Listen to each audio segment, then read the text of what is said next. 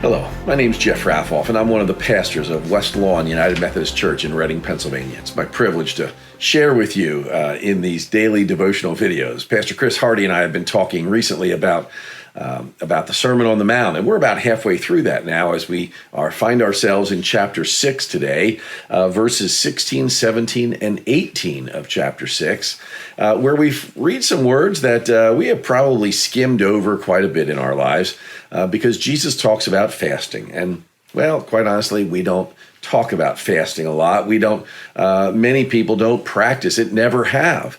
But I would just suggest to you that it's worth our time to consider because, well, quite honestly, because Jesus took the time to teach about it.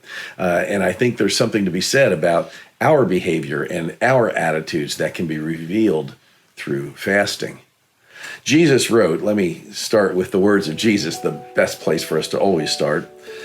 In chapter 6, verses 16, 17, and 18 of Matthew's Gospel, he writes, "And whenever you fast, do not look dismal like the hypocrites, for they disfigure their faces so as to show others that they are fasting. Truly, I tell you, they have received their reward. But when you fast, put oil on your head and wash your face, so that your fasting may not be seen by others, but by your Father who is in secret.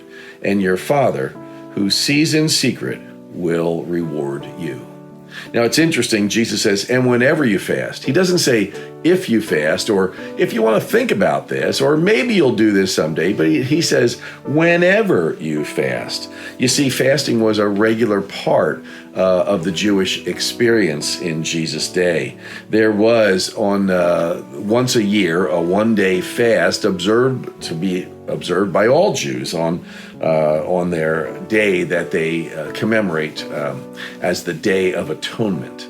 And so for a Jew in Jesus' day, that was when they would fast together, and it would be the whole of the people fasting together. But fasting was also used in that day, in Jesus' day, as a private experience, if you will. Fasting was sometimes connected with mourning. We, in the time of grief or loss, might fast and pray. We might commit ourselves to fasting until an appropriate time of mourning had come to an end. Fasting was also a time for national penance. In other words, when we as a nation need to turn to God, they might seek to fast. And so maybe it would be something good for us to do right now, to begin fasting as we pray for our nation. And fasting was also seen as an opportunity to stir the pot, so to speak, seeking a revelation from God. So when seeking some kind of direction or clarification or wisdom from God, one might commit oneself to fasting. Fasting, of course, I shouldn't say of course, but fasting is to abstain from something, to do without. Now, a total fast, I suppose, would be to do without any kind of food, as Jesus fasted for 40 days, you'll remember, in the beginning of his ministry. But there are other different ways that we can fast as well. Some people will fast from solid foods, but still take juices and water, things to sustain us. We don't want to fast in such a way that it brings physical harm to us. But we also want to recognize the opportunity that fasting brings to bring some purification, some purging of our systems, of our bodies, from the things that may not be the best for us. So fasting, I would just say to you, fasting can be, when done appropriately and under supervision of a doctor if you have medical conditions, fasting can be good for our health. It can also be good for our sense of self-discipline. I know for myself, the idea of fasting is a little overwhelming, and yet when I have fasted, it has been a positive experience, teaching me many things, most notably that of self-discipline, teaching me as well that I don't have to be a slave to habit, rather. There are some things that I do, and for a time, there was a time when I just instinctively went to the refrigerator, actually went to the freezer, to get some ice cream every night.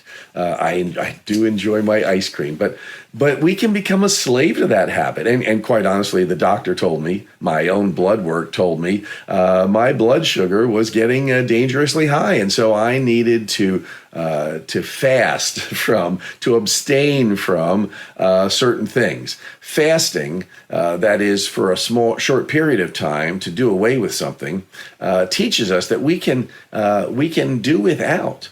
My own son has challenged me on a couple of occasions during the Lenten season to fast. And so one year I fasted from fast food. Now, that may not seem like a big deal to you, but at the time, I had no idea how much I participated in buying food from fast food establishments.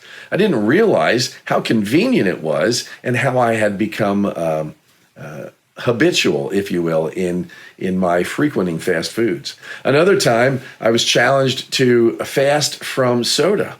And so for the 40 days of Lent, I fasted from soda. I abstained from it and found myself, while I still drink an occasional soda, diet soda today, I have pretty much gotten rid of the habit of drinking that dark, syrupy, sugary beverage. It has been a good thing in my life as I've replaced it with something more wholesome like water. And so fasting can free us from being a slave to a habit. It can teach us that we can do without certain things. And one of the things we've learned during this pandemic is that there are some things in our lives we just didn't need, even though we thought we may. And it can teach us, fasting can teach us to appreciate all the more the things we actually have. Fasting is not to be used to draw attention to ourselves. And that's why Jesus talks about don't walk around with sackcloth and ashes. Don't walk around looking so dismal that you draw attention to yourself. Your fasting should be between you and God. And so, friends, I would encourage you to read more on the subject. Search the scriptures for evidence and testimonies of fasting, and give it a try yourself. Give it a try, not just for a day, but perhaps a day a week. Perhaps maybe just fasting for a meal. Perhaps giving up on one day of the week, whatever day might work for you, giving up lunch and spending that time instead reading, praying, meditating on what God might have for you. There are lots of things we can do with the time and the resources that we ordinarily spend when we give things up in fasting. But I would just encourage you to take that step. Take that step today to recognize the thing in your life that you want to give up and to abstain from it for a period of time. To abstain and see if God doesn't work something amazing in your life. Jesus encouraged us and spoke to us with the assumption that we would participate in fasting. And I pray that you might do so. Do it today. Do it this week. Set out a plan for some time in the month to come, that you might set aside some time or a day or a period of days when you might fast and spend that time with the Lord. Friends, may God be with you till we meet again.